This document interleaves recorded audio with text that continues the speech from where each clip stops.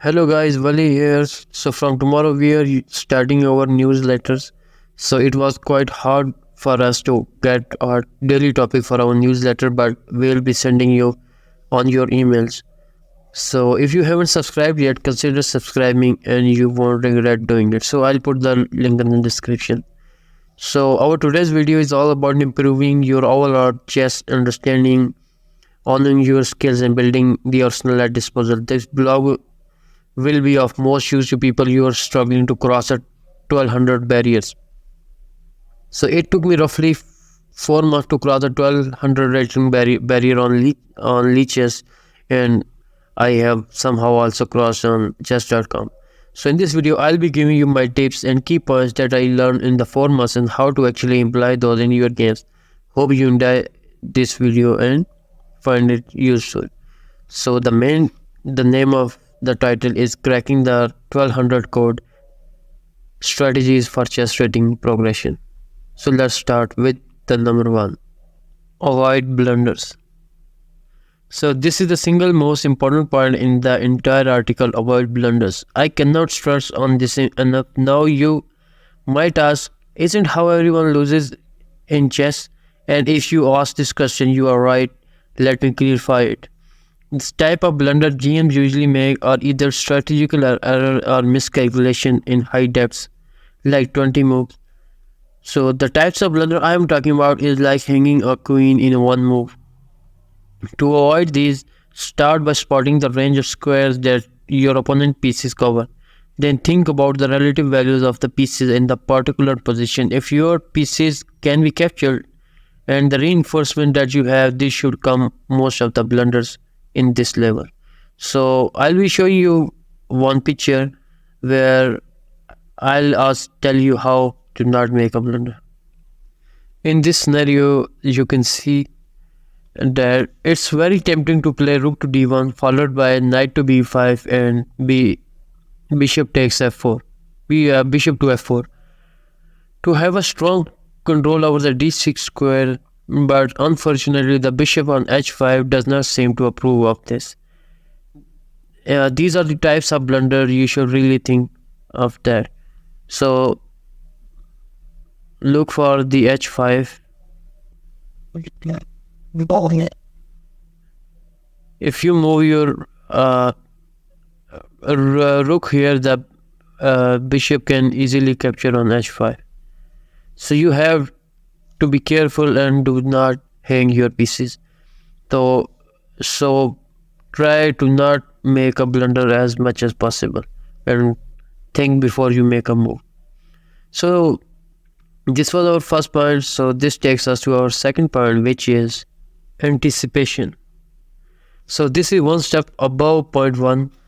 Once point one is clear, most of the players play the move without considering whether their opponents can play. A good example for this is running into a 4-pin, etc.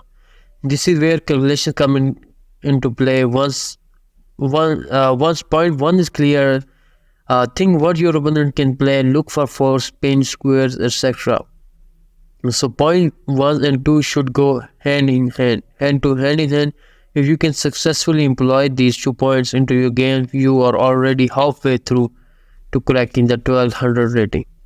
So let me add a scenario where we will see how you can anticipate your opponent's move. So we have a new position on the board where in this position the black decides to go for knight takes c3.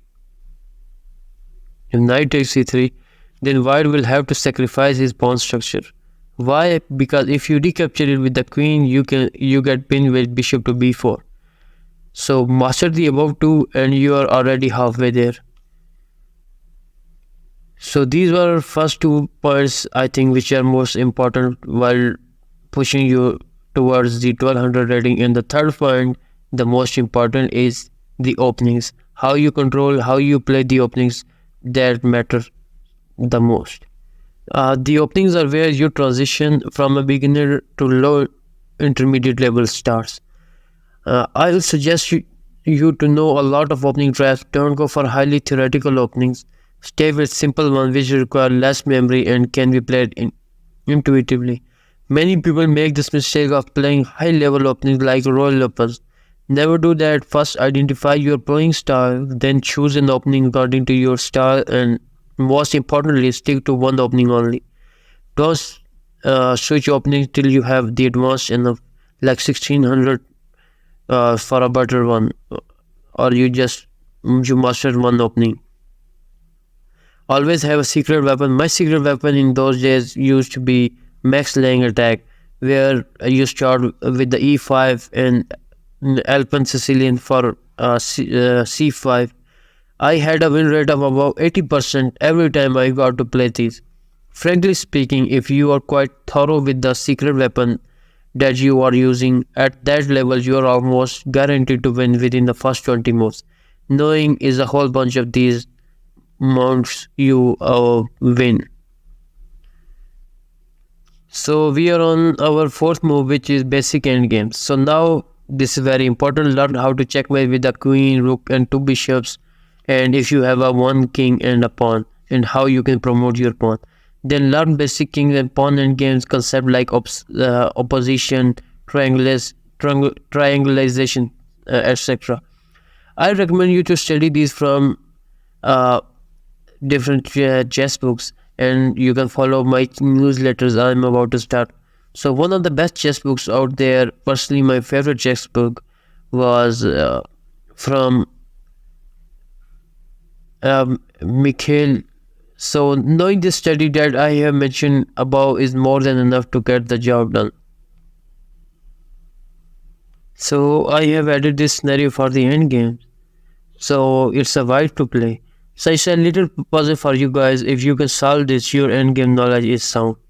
Leave your answer down in the comment section.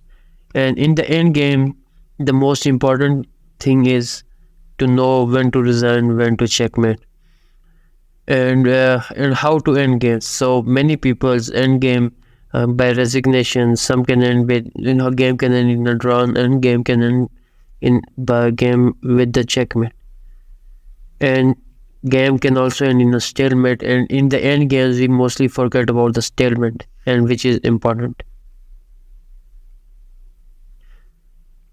So we are off to our sixth point, which is tactics. So tactics.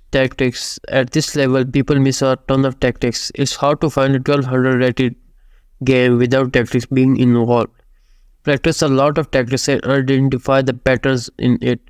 Once you just start identifying the patterns, it becomes very easy to spot it over the board. So this is a game changer. Practice it well enough, you will be amazed to see its impact. So learning tactics can help you win the game.